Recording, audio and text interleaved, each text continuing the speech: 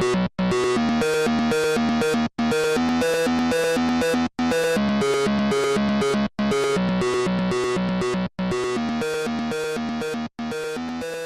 back to the Game Smash Podcast. As always, I'm your host, William Liberty, and with me is...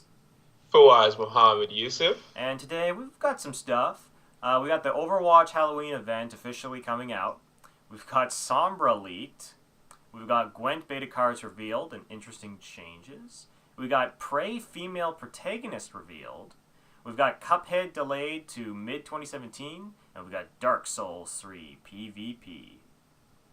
And yeah, before we get into that, let's talk about what we played this week.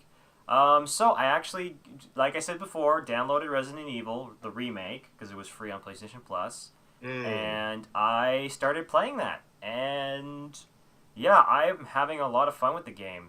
It's very classic. Like, there's this really... By classic, he means bad. Ah, yeah, that's what I mean. No, I'm not. I don't mean it by that, but I mean, you know, I'm trying to think of a way to describe it, but it feels very classic in like, this feels like a classic hit game that I just never played, you know? You never played the original Gwent? Sorry. Gwent. The original Resident Evil? No, I never played the first Resident Evil up to this point. Huh. So I was really happy to, pick it up and, and I enjoyed it a lot more than I thought I was going to, because the atmosphere of that game is really, really on point, and the music is fantastic.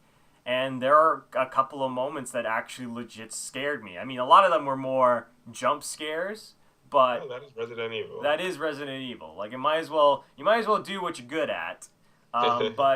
But I mean, the jump scares are what scared me, but the atmosphere itself is really, really well done. What I thought was interesting was, now, I got used to the camera relatively quickly. It took me about an hour, but once I figured out, okay, the key to this game is entering a room and figuring out the area, where the camera changes, like where the point of view changes, so that you're not fighting it, you know? You know where the camera's going to show up. And once I got used to that, it really didn't bother me as much as I thought it was going to. Because I knew that Resident Evil was fixed cameras, right? Yeah. It really didn't bother me that much. And honestly, I felt that it added to the atmosphere, because you got these really amazing angles that you just wouldn't get with you could get it now, because if games nowadays could take control of the camera and put these angles or whatnot into the game, they can do that. But I don't know, there's something very interesting about having these really cinematic angles and seeing and playing the game from this particular view that I actually kind of enjoy. But like I said, I got my friend Alex, who's been on the podcast before, to play this game. And he was just super frustrated with it. He just couldn't get past that point where he just couldn't get used to the cameras. And I guess that is one thing, and that was one thing I would point out about this game, is that it is old. And I would assume if the Resident Evil was made in in 2016, it would not be made like this, you know? It would be made with a free moving camera. It would be made like Resident Evil 4. Or something around that. It would be made in a first-person perspective. Or like a VR. Yeah. Exactly. So, I don't know. I really, really enjoyed it a lot. But yeah, and hopefully I can beat it. It is a hard-ass game. Like, the fact that your saves are limited. Yes, the typewriter. The typewriter ink, right? Yeah, that's pretty scary. The scariest thing of all is when you're starting to run out of saves. But yeah, no, I'm having a lot of fun with that. I think I'm about halfway through Jill's campaign. So hopefully I will beat that in a week or two, because I'm having a lot of fun. But anyway, I played the Halloween event in Overwatch, but we're going to be talking about that once we get to our topics. So yeah, that's what I did this week. What about you, Fawaz? So you know what? Yeah, let's just get into the news, because I pretty much just played Overwatch this week. So yeah, this is going to tie into our first bit of news. Overwatch they launched a Halloween event, like we the leak was correct, Yes. and they did in fact launch a Halloween event. It's gonna last until the 1st of November. I can't remember what date it started, like the 11th of October. It's gonna last from the 11th of October to the 1st of November, and it's very similar to the Summer Games event, but you can also see they've made some improvements. They've made some changes, all of which are, in my opinion, for the better. Yes. So they added a bunch of new cosmetic stuff, and in my humble opinion, the cosmetics in this are much better than the cosmetics in the Summer Games. But what's more important is that you can buy the cosmetics yes. Now, they are more expensive than regular cosmetics, but I don't mind that. I actually prefer that because some of these skins are really good, and like because Blizzard said that the reason why they made it so you couldn't buy cosmetics in the Summer Games was because they wanted some of these cosmetics to feel rare. Yeah. So when you got one in the pack, you were excited. When you saw someone with one, you didn't see because, for example, if these cosmetics weren't rare, literally every Genji would have that Japanese Genji skin. Exactly. Period. So, but then, that wasn't well received, and we bitched and moaned, and Blizzard listened. So I think this is a nice middle ground. Yeah. I mean, 3,000 for a legendary skin is kind of exorbitant, but this is better. This is definitely better. I don't know if this is perfect yet. If I was doing this, I'd make it 2,000 because I feel like that's high enough without being it's a little bit more without doable. costing an arm and a leg.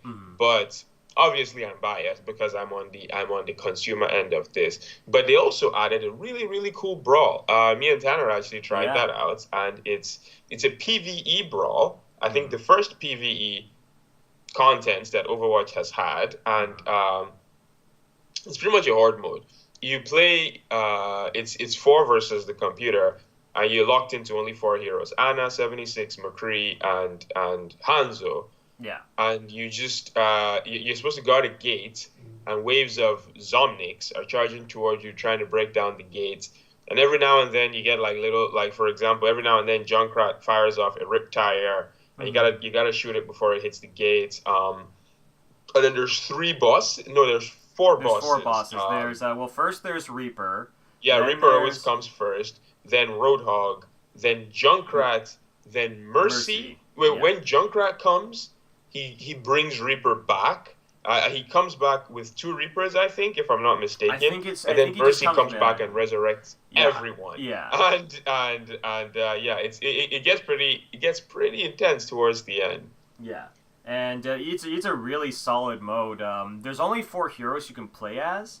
You can play as basically you can play as Hanzo, Soldier, Ana, and McCree. But I find it balances out pretty well with those heroes. Like each one has a specific thing to this particular fight that they bring to the table. Like for example, when you're fighting Roadhog, you really need to use Ana's anti-heal grenade so that Roadhog can't just continue to gain health over and over again, because he becomes a problem if you don't kill him fast. I don't like the fact that no tanks are selectable, though. I mean, people online already don't like picking tanks in public games. It's like, Blizzard, come on, don't encourage their bad habits. But yeah, it's a lot of fun. It's a really cool mode, and it'll be interesting because the what's the word I'm looking for? The reception has been overwhelmingly positive. So we shall see what Blizzard does with this. See if they make this a standard type thing, or if they take what people liked about this and they put that because they did say that at some point that they would like to add some single player content at some point. They just didn't know how to do it in such a way that supported the way the game was, the team-based nature of the game. So this is a step in the right direction. I don't know if this is something that I would play consistently. I'll probably play it a lot because I know that in a couple of weeks it'll be gone. But if that little detail wasn't at the back of my mind, I probably I'd probably play this like once or twice and just leave it at that. So Well, here's my mindset is that I like that they're kind of testing the waters. You know, they're yes, seeing how okay, this is some PVE stuff. Let's see how people respond to it. They're trying out some stuff with the mechanics of the heroes and see how they work. And I think overall, it makes me think that doing a cooperative, maybe single player stuff is doable. It is doable in Overwatch. Now this horde mode is kind of, it's not too complicated. There's some interesting mechanics, but overall it's a very simple game mode. But they're testing the waters, and this does make me kind of interested if later on down the line we can finally start to see some single player stuff. Mostly because the one thing that bothers me about Overwatch, this is a thing that a lot of games do, is that you don't get to see a lot of the lore and the world in the actual game. Like, this is true. a lot of the stuff that we've picked from the lore is from those trailers and those videos. And they're really good animations, and don't get me wrong, I love them, but I'd love to see more lore building in the actual game. Yeah, I feel you. But this is really good. I had a lot of fun with the event. I was also really happy because I finally bought a bunch of packs and I got the Mercy skin I wanted. So I was like, yes, yes. Yeah, so I'm definitely going to. I mean, unfortunately, this event happened in the middle of midterm, so I won't be able to play as much as I'd like. Yeah. But I will. I'll definitely put a lot of time in, see how many packs I can get before the end, and then whatever. I mean, fortunately, none of the legendaries interest me. It's mostly the epics because like they give a bunch of really cool looking legendaries. I just don't play any of those characters. So Yeah, exactly. and So. and if they only cost like 1,000, then I would have just bought them just because maybe down the line I start playing Reaper. But for 3 grand, yeah, I'm not touching any of those legendaries. But yeah. I have a lot of money saved up. I'm gonna play, get as many packs as I can, and then whatever I don't get, I'll buy. But yeah, man, like props to them for this. Oh, quick funny story. So the event started on Tuesday, the 11th of October, and Tuesday is my longest day in school. I go from 10 to 5. Yeah. So I'm home at like 6 at the earliest, and the event starts at 2. So anyway, I get home at 6. No, I get home. Okay, after I finish from class, my friends are like, "Yo, we're going to the pub. You wanna come through?" And now normally I don't hang out with them, but I'm like, okay, I'm always a bit of a loner, so sure, let me just socialize a little bit. Yeah. So we go to the pub, we hang out and everything. Then I finish, and I'm like, "I later, guys, but I need to buy groceries." So I go out, I buy my groceries. All in all, I get home at like 8:30, I think, right? Yeah. I'm like, okay, cool. I've got class the next day, so I'm just gonna get a couple games of Overwatch in. I switch on the console and update hasn't downloaded. So the PS4 had to update. So I'm like, cool. I'll do the update for the PS4. Now let's play Overwatch. Oh wait, the Overwatch update didn't download either. Oh great, lovely. So I get it to start downloading. And have you ever started downloading something and it's downloading so slowly that you're not sure if it's actually downloading? Yeah, I've had Yeah, that. so at some point, I just had to accept that I wasn't going to be able to play this event that night. So yeah, I just found that funny because literally, everything that could go wrong. Oh well, that's not true. My PS4 could have died on me. But you get what I mean. There were just so many things getting in the way of me and trying to get it. But I played on we played on Wednesday, and I'm probably gonna play a little more over the weekend and stuff. I'll find ways to squeeze it in between all my midterms and stuff. My plan right now, because it's going on for 3 weeks, so that's 21 days. If I can get at least one pack every single day, well, math. I'll have at least 21 at the end of the event, which I think is a solid amount. Yeah. I really, really, really don't want to buy packs, but I'm probably going to. I mean, I caved. I mean, I was just like, I don't trust my luck with. I don't trust my luck with packs, and I want to see if 20. Like honestly, there was only one skin I wanted. I wanted the Mercy Witch skin. That was the one I wanted the most. So when I got it, I was like, okay, I'm good. I'm good. Yeah, I'm gonna wait till the end of the event though before I make any rash decisions. Because most I do love making those loot box videos, and there's some of the highest viewed of my Overwatch videos. So, well, I guess it's just fun to see either Fawaz's excitement or Fawaz's salt level. So yeah, like if I can get up to 20, then I think 20 makes for a good enough video. Mm. But then if I can't make it to 20, then I'll probably buy some just so I'll have enough to make a good video. Because I didn't make a video for the summer games because yeah, I only got 10 because I was just mad because I knew I wasn't gonna be able to buy anything. So I only got 10. Yeah. And I got jack shit in all 10 of them. So yeah. But yeah, look forward to that. Probably I'll probably do it on like the 31st. So it's not one of those situations where I decide to buy the loot boxes and then the server shut down Yeah, right, yeah, yeah. And right it's before like, I do it. So yeah, I'll probably do like the 31st or something. But yeah, another really interesting bit of news came out from Overwatch. So do you wanna take this, Tanner? Yeah, sure. Wow, he wasn't even at his computer. I was letting my dog out before he started losing his shit. No, I was listening. So, okay, basically, Overwatch. This is a great stupid end to something that we've been talking about. So, Sombra. All this ARG stuff, all this, like, she's in the code. We've got to find the next clue that will lead to another clue, and that will lead to another clue. And then all this work will pay off because we'll finally have found Sombra, and then we'll know. And then somebody just posted a picture of her. Like, from some source just said, fuck it, let's just show off Sombra. So Sombra got leaked, and I couldn't help but laugh that all this work kind of went to waste. But she looks super cool, and I like her design. Yeah, her design is really rad. Bear in mind, this is still a leak. Yeah. So this is not 100% confirmed. This could just be fake. However, we'll get into why we think this is legit. Mm-hmm. But yeah, please continue. But yeah, she looks super cool. She's got a submachine gun, and I think the article said will be hacking her way into Overwatch the article was clearly something that was supposed to be posted like several like weeks, in the future. So yeah. So this is like a post that they would be posting during the day. So honestly, she looks really really cool. And it's interesting because the argument now is going around, okay, we know what she looks like, but what are her abilities going to be? And more importantly, what class is she going to be? Is she going to be an attacker? Is she going to be defense, support? I think we can guess that she's not going to be a tank. Because that would be weird. She looks pretty damn tanky to me. But overall, there's a lot of interesting stuff. But what did you think of Sombra so far?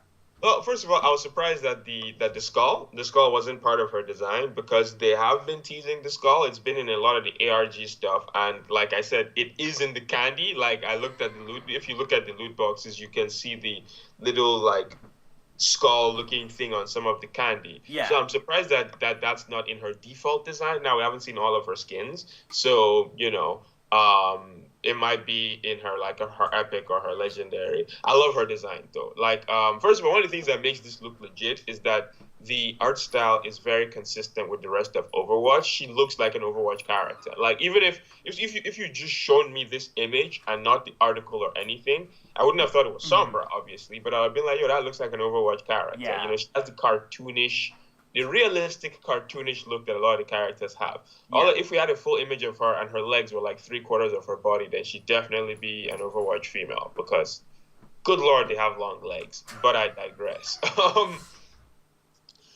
Yeah, I'm with you. I think she's definitely not going to be a tank. I'm really curious. I really, really want to hear about her abilities. More so than how she looks, to be honest. I really don't care about how she looks. I mean, we all knew she was going to be Latin American. Yeah, I love many have guessed that at this point. She has the Laura hairdo.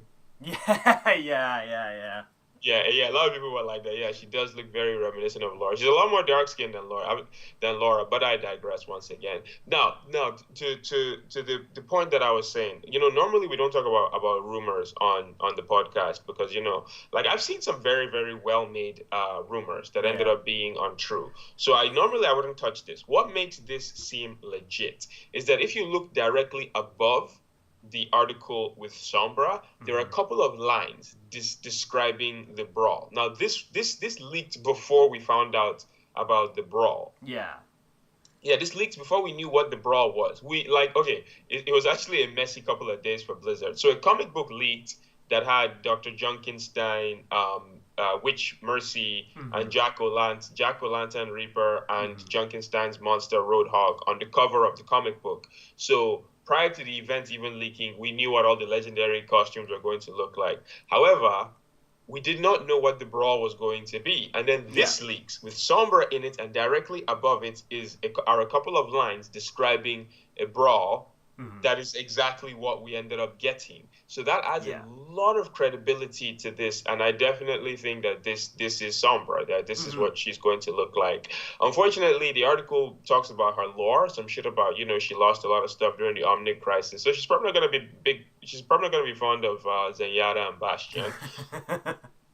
I'm But curious to see lines because I've always one of the best parts is that like even though I say that there's not a whole lot of lore building in the game in Overwatch, there is a little bit of it with the lines and how people talk to each other when yeah, yeah. pre-battle. So yeah, she's probably not going to be fond of Zenyatta or Bastion.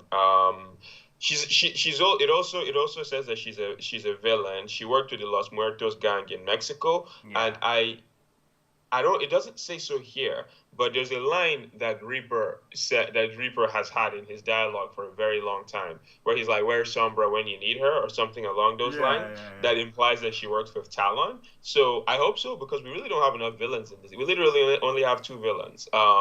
So we need Yeah. more. I hope she's a villain, and I hope the next person, whoever we get next, is a villain as well, because we really do need more villains. Because Junkrat and Roadhog aren't Yeah. actually villains. They're Well, just we like, technically have three villains. who's the third?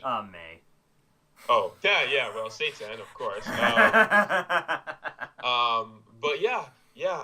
I'm really excited. Unfortunately, me and Tanner, we did a little bit of thinking last night, and Mhm.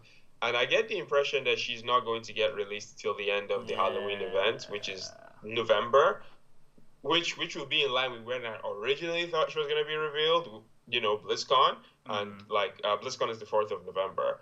Yeah. Um, so unfortunately, I think it's going to be a long time till we get like confirmation on this, which really really sucked, because I'd already resigned myself to not hearing anything about Sombra until BlizzCon, and now this I leaks. know Then this I got really leaks. excited, thinking we were going to see her either this week or next week. Then after the conversation I had with Tanner, I think we're not going to see her for a very long, Yeah, I well, think for I like 3 weeks. to be honest, like this was a leak, and it does seem like they have everything prepared and ready to post and whatnot. But that doesn't necessarily mean they're like officially done making sure that Sombra's ready to be launched. Yeah, So and it that's why I'm kind of like, you know what, it's probably gonna be November, or it's probably because we have the Halloween event. It yeah. would be weird. I think it would be weird to launch a character mid Halloween event. No, I completely agree. I Um, completely agree. The other thing, and this really sucks for console players, is that the odds of Sombra being released and then being released directly into the game are highly unlikely. Because no. Anna was on the PTR for I think 2 weeks before she went live, and I'm Yeah. pretty sure they're going to do something similar with Sombra. Yeah. So on top of all of that, on top of the waiting till November, we are probably going to have to wait till mid-November Hmm. before we can get our hands on her. Yeah. Uh, yeah, yeah, which will kind of suck. But honestly, right now, I just want to know. I want to know what her abilities are, Yeah. because if Anna is any indication, I really like a lot of they added a lot of new gameplay mechanics with Anna, and I'm hoping that the trend continues with Sombra. So Hmm. yeah, Yeah. looking forward to seeing more. Yeah, overall, cool stuff. Hoping Sombra comes well. We also had a discussion about whether or not we think she's going to be a defense character or a support character, or like an attacker. I think she's probably going to be a defense character. Yeah, Um, Mostly just because I feel like a hacking kit would make sense as a defensive character, and we did already get a support with Anna, so that's why I'm leaning towards defense. I mean, yeah. For me, yeah. I said she's going to be a support, simply because we have 6 attacking heroes, 6 defending heroes, 5 tanks, and 5 supports. I think she's Mhm. going to be a support similar to Symmetra, in that she doesn't heal, but she supports her team in other ways. So I feel pretty certain actually that she's going to be a supporting hero. We'll see. I might be wrong, but I'm pretty sure because the rumor is that Sombra is next. Well, at this point, I'm pretty sure Sombra is next. That's not even a rumor. Yeah. The rumor is that after Sombra, Doomfist is going to be the next character, and Doomfist seems like a very, very tanky type of character. This is, of course, all speculation. But however, if this does end up being correct, then after Doomfist releases, we'll have 6 attacks, 6 defense, 6 tanks, and 6 supports, and everything will be balanced, quote unquote. So so that's one of the reasons why I feel pretty certain that she's going to be a supporting character. But honestly, who really knows? Who really knows? And then the other element is that we might both be right. Because like Symmetra, for example, Symmetra is a support by description, but she plays like a defensive character. Yeah, she plays like a defensive hero. Yeah, so it could end up being something like that, where she's classed as a support, where she's classed as a support, but her kit seems more akin to what you'd expect from a defender. That might be what we get now. Now, as I'm saying this, Blizzard are currently working on reworking Symmetra, so she plays more like a support. So, we'll see how this all turns out in the end. But overall, cool stuff. Yeah. More good news, however, is the final list the list of cards for the open beta for Gwent have been revealed. So in the past, because I've been following this probably a lot more closely than you guys have, but there've been a lot of changes to the cards in Gwent, because they had like the kill the servers stress test, and they've had the game at a bunch of different trade shows. They had to kill the server stress test, and in between all of these, cards were just constantly changing. They removed spies at one point. They reintroduced them. They nerfed them. They've buffed them. There have been a lot of changes. However, now it looks like we are getting closer to what the game is actually going to look like. They've revealed everything. There's a really cool website called Gwent's Database, gwentdb.com, where you can any of our viewers can just go on there. You can look through all the cards. They have every single card that's going to be on the open beta there. Unfortunately, they don't have some of the tokens, because there's some cards that generate tokens. They don't have the tokens there because, they don't know. Which makes it hard to judge certain cards. But yeah, so you can actually build your decks. All the hero abilities are there. It's pretty cool. So yeah, there's this really cool YouTube, really cool. There's this nice YouTube channel called King Blacktooth, TOOF. Okay. He goes over like cards. He goes over Gwent cards. He goes over matches and stuff. He's a really nice resource if you're interested in Gwent. And yeah, he's been going over all the new cards. And one thing that I really wanted to bring up is that one sec. Operator. There we go. There's this one Gwent card called the Operator. Okay. I think that was. Oh my god! I should be more prepared for this stuff. Listen, it's part of our charm. It's part of our charm. Being completely unprepared. Because like I've had this at the back of my mind. There we go. Yeah. I think the card was called the Operator. Oh, wait for it. There we go. Yeah, the card was called the Operator. So originally, its ability was that if you played it, it would select a random card from your opponent's deck, and it would play that, right? Ooh, spooky. Now, the issue, there's a number of issues with this card, but one of the issues with this was that it approached your opponent's deck as if it was brand new. Meaning, even if your deck was empty, it didn't work like Thought Steal. Even if you play Thought Steal and your opponent only has 2 cards in their deck, it's guaranteed those are the 2 cards you're going to get, right? It didn't work like that. It treated your deck as if your deck was always full. So it could create some very, very, it was a stupid card. It could create some very, very stupid scenarios where because he was doing a discussion on the card, and he showed a clip of this dude playing. He played an operator that fetched an operator that fetched another operator that fetched another operator. Yes. That fetched another operator. Yes. And then fetched a legendary. Yes. So literally he plays one card and he gets 6 cards from his opponent's deck. and it was so stupid. He played one card and he went up to 28 strength. It was so unbelievably stupid. Now, fortunately, CD Projekt Red saw that this was not fun. Nobody liked this at all. Nobody was having fun with this card. Yeah. So they changed it already. So for the open beta version, it's like its ability is choose a non-gold card in your hand, create a copy of it in your hand and your opponent's hand, which is a very very interesting um ability Yeah. because it changes based on which deck you are playing against, because like right now, I mean, you can definitely, because there's certain cards that you just never want to give your opponent. But then if you're playing a combo heavy deck, you can then get an extra copy of your combo and give one copy to your opponent, and your opponent can't use that combo piece because they're not playing that same deck as you. Anyway, Hmm. this is all irrelevant. The main point here though is that I wanted to give CD Projekt Red Yeah, credits naturally. because they Clear. listened. The fans were like, we don't like this kind of RNG. A lot, like, I was like that, dude. This is literally why I left Hearthstone. Don't do this to me.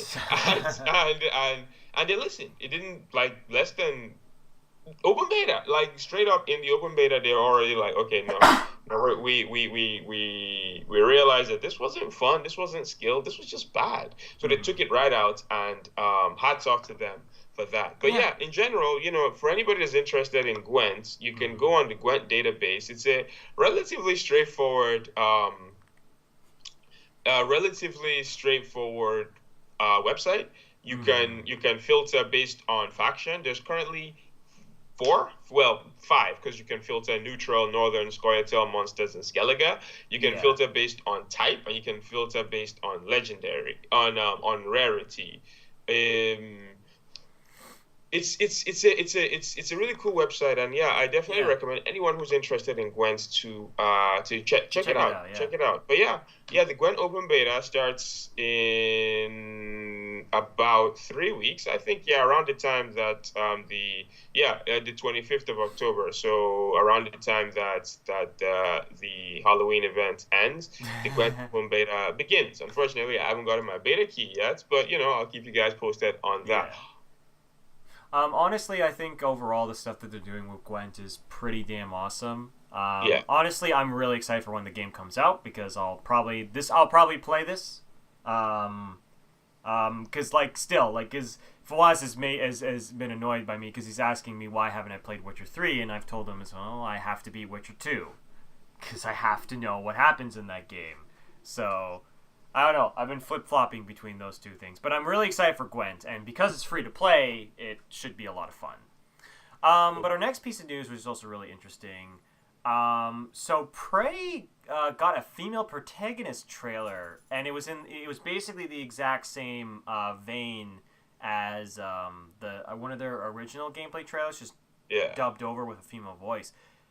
It was kind of a surprise. So it makes me think that this game's gonna have everyone's saying Groundhog Day, where like it seems like you're playing the same events, but like you're trying to change that one thing that you did so that you don't die Yeah. or something like that. So I really am interested in this game. What did you think of the trailers? Was Like it's weird. Like the more I learn about this game, the more interesting it gets. Cause yeah, like I don't know what to expect. When I first saw the trailer, I was thinking, okay, like BioShock, like Half-Life type deal. However, now that they've introduced the female protagonist, well, I mean, I'm still thinking like Half-Life or BioShock type deal.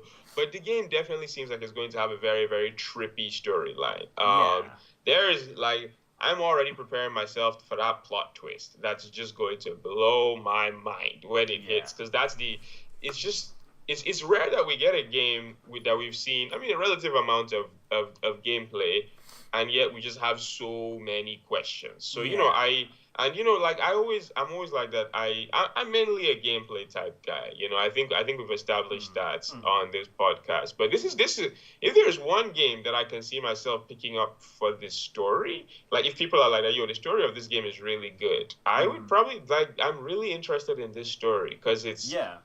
it's really trippy, and it's definitely got my attention. It seems very different, and I have to give them credit for at least the marketing of this game.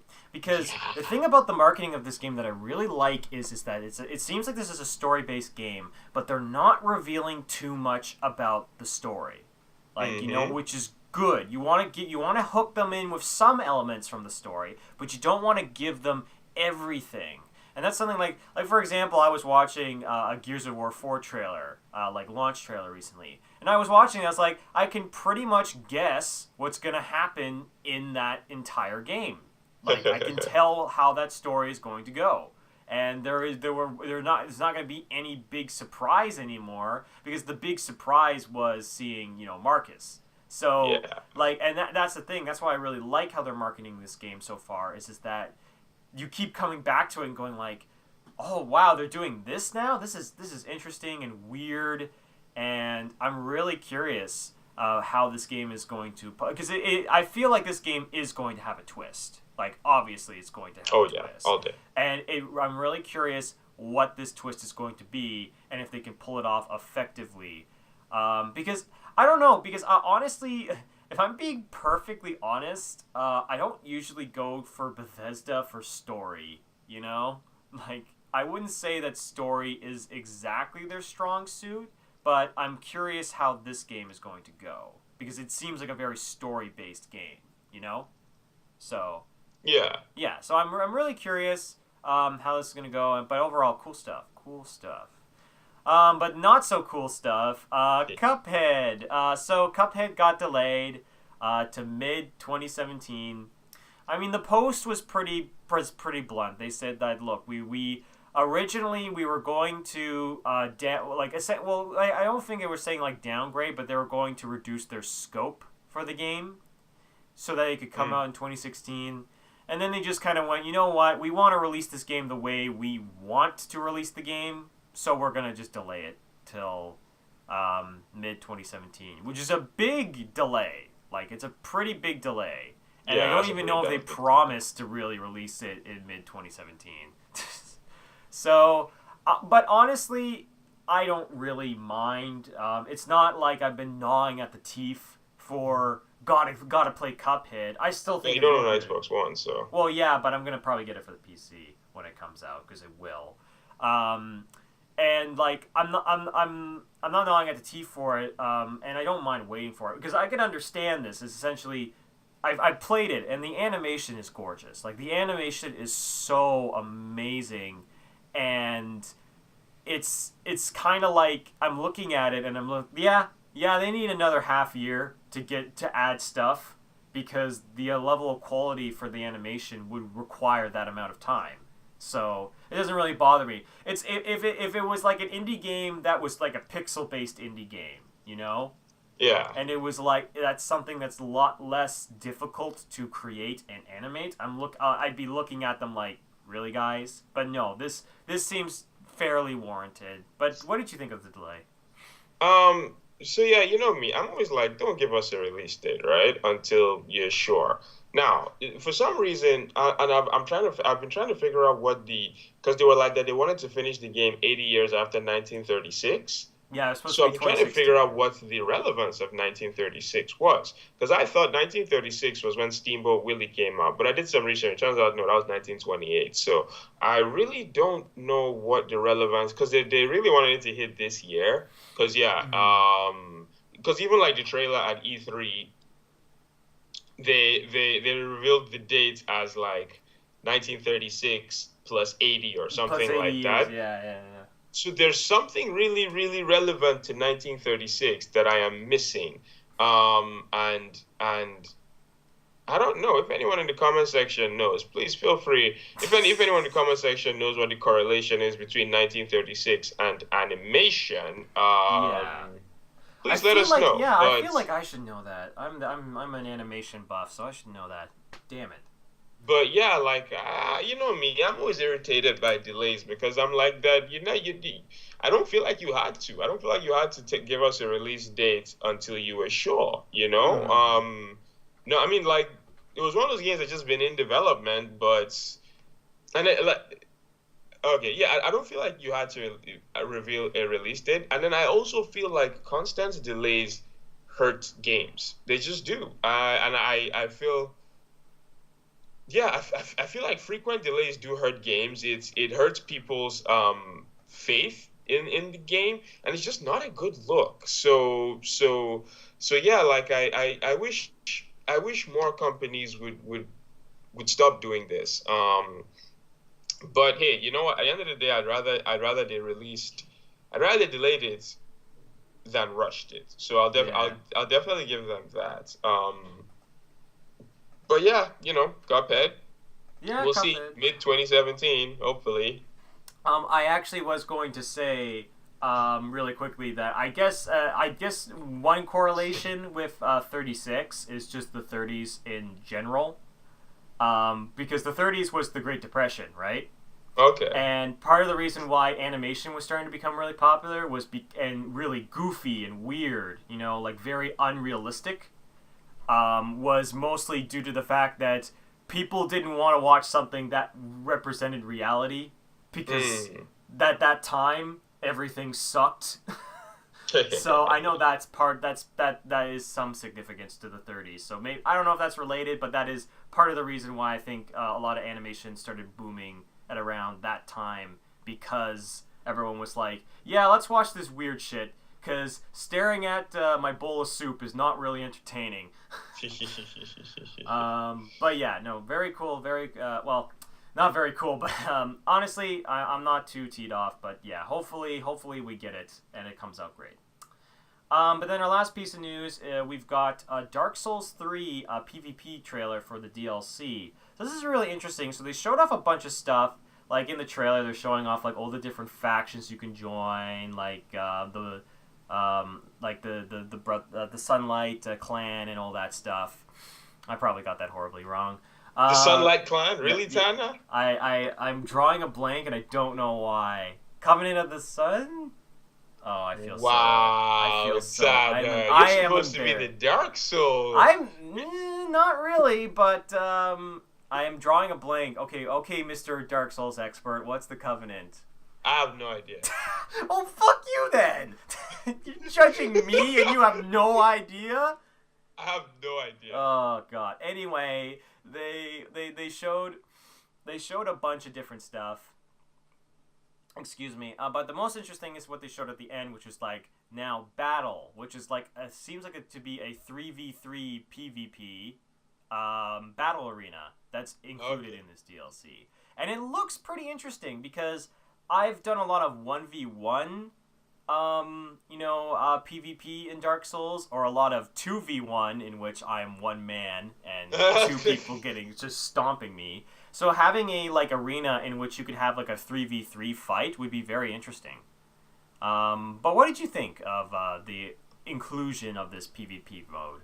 Well, I think I made it pretty clear that I hated the way they handled PvP in Dark Souls 3. It Mm-hmm. made like I felt like I spent more time battling the system mechanics than I Mm-hmm. did actually fighting people. Right. So I'm glad that that they're trying. At least this seems like it's a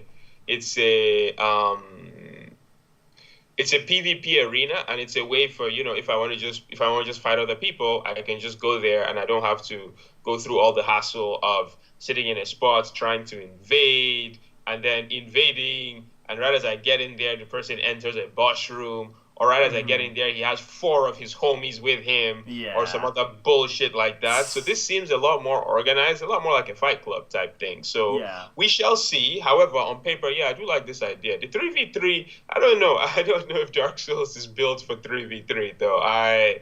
Oh man, I feel like there's gonna be a lot of cheese. I feel like there's gonna Well, be so much it cheese. depends. It depends. I think this is overall. I A think step in this the right direction. is a step in the right direction. Also, I know that some people have been complaining, at least from one standpoint, especially for people who like magic users, in which Mm, they feel that playing as a magic user in PvP is just not viable, like 1v1. okay. But if it's a 3v3, having a magic user makes a lot more sense because you're probably going to have one other person who is a tank essentially, or like a fighter, and you can kind of hide behind them and try and pop spells and stuff like that. So I could see that. Like, that's something that I always felt bad for Magic users. That, like, I feel like any Magic user in the Dark Souls, any Magic user in a Dark Souls game usually feels pretty freaking underpowered when it comes to PvP. And they have to kind of like either what they have to do a lot of the times is that they have to like make a build in which they still have a sword and a shield, and that is still viable, but they also have some magic spells that they can use. So you get a lot of spell warriors. So, but overall, I think it's cool. I'm really curious what the crowns are, because there's a bunch of crowns floating over everyone's head. Yeah, yeah, I don't know. That's a very good question. I honestly don't know. I'm not entirely sure what's the relevance of it was. At first, I was thinking, okay, maybe that's like a brand new covenant, but no, I don't think that's true. I yeah, yeah, I don't know. Yeah, I don't know. I think it's gonna be fun. I'm just more honestly. I'm a little more interested in like the level and the DLC and the bosses and the DLC. That's where I'm a little more interested in. So, yeah, I mean, I'm excited overall, and I maybe I'll try and play more PvP. I don't play PvP that often. And it mostly just has to do that I just kind of suck at PvP. So hopefully maybe this will make me come back to it, and well, obviously it will make me come back to it because I've been dying. Oh yeah, by the way, I still haven't got my copy of Dark Souls 3 back. Yeah, this is true. When you want it back? I don't know. Anytime before the 25th would be nice. Well, I'm in school all the time. Literally, I'm Algonquin pretty much 5 days a week. So yeah, I'll probably find you during the week. Maybe next week I can pick it up. Okay. But yeah, but before we wrap things up, we actually have a question of the day from Lobster Monk once again, and he's got an interesting question of the day that I think Fawaz will like. So Lobster Monk asks, which other AAA title can benefit the most from having Gwent shoehorned into it?